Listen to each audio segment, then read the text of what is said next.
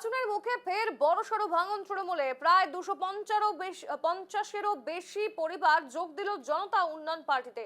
পূর্ব বর্ধমানের পূর্বস্থলী 2 নম্বর ব্লকের নিমদহ পঞ্চায়েতের অন্তর্গত ধরমপুর গ্রামে জনতা উন্নয়ন পার্টির উদ্যোগে আয়োজিত এই সভায় তৃণমূল কংগ্রেস ছেড়ে জনতা উন্নয়ন পার্টির দলীয় পতাকা তুলে নেয় ওই পরিবারগুলি। সভায় উপস্থিত ছিলেন জনতা উন্নয়ন পার্টির রাজ্য কমিটির সাধারণ সম্পাদক, জেলা সভাপতি, জেলার সাধারণ সম্পাদক সহ অন্যান্য নেতৃত্ব ও কর্মীরা।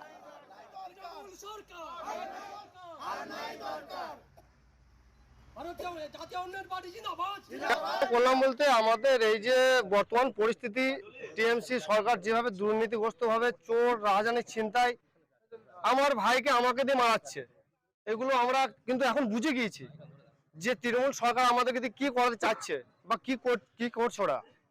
এই যে চোর রাহাজানি, মাটি চোর, এদিকে ফাইল চুরি, এক চুরি, সে চুরি, সব রকম ভাবে চুরি ছিনতাই রাহাজানি সবকিছু শেখাচ্ছে আমাদেরকে নিজে হাতে।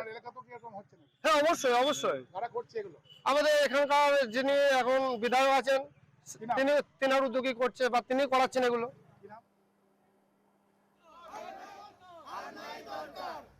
আপনারা যেমনটা দেখলেন, নির্বাচন সামনে এবং তার আগে বড়সড় ভাঙন এবার তৃণমূলে। আবারও 250-এরও বেশি পরিবার যোগ দিল জনতা উন্নয়ন পার্টিতে। বিস্তারিত জানাবেন, আমাদের সঙ্গে টেলিফোন লাইনে যুক্ত হয়েছেন প্রতিনিধি প্রবীর মণ্ডল।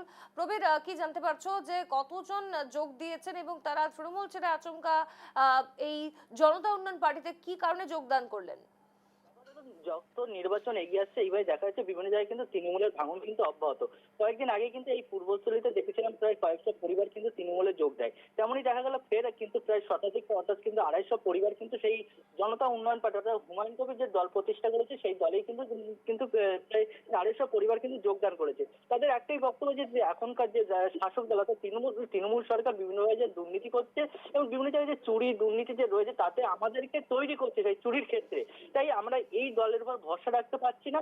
আর এই যে যুব সাথীর জন্য যে নতুন প্রকল্প ঘোষণা করেছে যে 1500 টাকা, সেখানে আমাদের একটা ছাগলের দাম যেখানে 10,000 টাকা, অর্থাৎ আমাদের লেখাপড়ার জীবনটার জন্য কি 1500 টাকা দিয়ে বিক্রি করে একাধিক ক্ষোভ বিক্ষোভ থেকে কিন্তু তারা কিন্তু আজ জনতা উন্নয়ন পার্টিতে কিন্তু যোগদান করছে।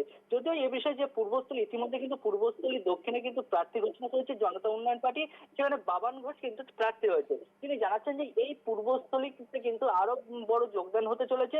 আর আজটা তো এই 250, এরপরে কিন্তু শুধু তৃণমূল আমাদের এই যোগদান দেখবে আর ফুলবে আর লুচির মতন ফুলবে আর জ্বলবে, এইরকম কিন্তু তিনি মন্তব্য করেন। আগামী দিনে কিন্তু আজকে সবে 250 হলে পরে কিন্তু আরো বাড়তে পারে।